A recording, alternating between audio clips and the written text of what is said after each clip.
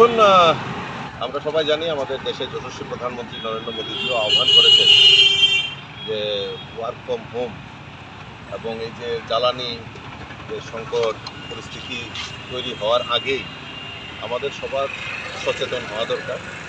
তো তার নিরিখে উনিও ওনার কনভয়ে কাটতি করেছেন। আমাদের মুখ্যমন্ত্রীও এবং আমাদের বিভিন্ন মন্ত্রী এবং আমাদের নেতৃত্বরা অনেকেই এই প্রধানমন্ত্রীজির যে সাড়া সেখানে সার্থক রূপ দেওয়ার জন্য আমরাও সেটা চেষ্টা করছি। গতকালকেও দেখেছি অনেকে মাননীয় মুখ্যমন্ত্রীর কনভয়ে কাটতি করা হয়েছে, গাড়ির সংখ্যা কমানো হয়েছে।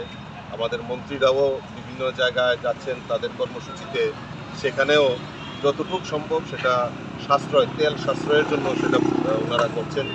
তো আমরাও আমাদের ভারতীয় জনতা পার্টির কার্যকর্তা হিসাবে সমস্ত কার্যকর্তাকে আহ্বান করব যে আমাদেরও চেষ্টা চালিয়ে যেতে হবে এবং সাধারণ নাগরিকদের কাছেও আপিল করব যে আপনারাও এই অযথা তেল মানে যে ব্যবহার সেটাকে হ্রাস করে সেখানে সঞ্চয়ের মাধ্যমে মানে সবাই যদি প্রতীকী আমরা কিছু যদি আমরা করতে পারি, বাঁচাতে পারি, তাহলে দেশের যেটা আমরা সংকটের কথা বলছি সেটা অনেকটাই মোচন হবে। এবং আমার দৃঢ় বিশ্বাস মোদিজির নেতৃত্বে দেশ যে বিকশিত জায়গায় চলে যাচ্ছে। তো আমি আশা করি যে আমরাও ভারতবর্ষ এই যে কঠিন পরিস্থিতির সময় আমরাও নিশ্চয়ই মোদিজির সঙ্গে সাথ মিলে আমরা এই দেশকে সুরক্ষা এবং দেশের সমৃদ্ধি বৃদ্ধির লক্ষ্যে আমরা সবাই একজোট হয়ে কাজ করি।